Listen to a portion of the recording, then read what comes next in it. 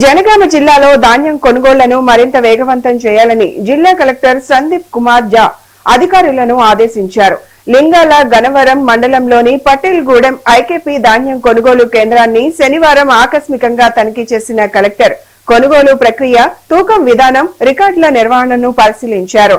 అకాల వర్షాల నేపథ్యంలో రైతులు ఇబ్బందులు పడకుండా ధాన్యాన్ని వెంటనే తూకం వేసి కొనుగోలు ప్రక్రియ పూర్తి చేయాలని సూచించారు.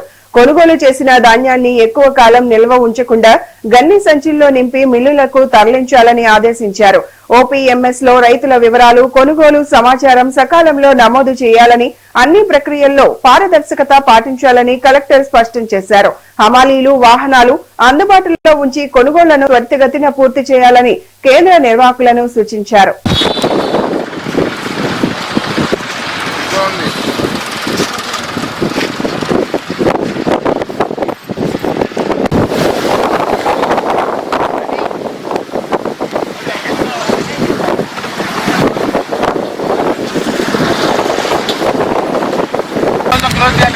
వర్షం వస్తే ప్రాబ్లం అయింది.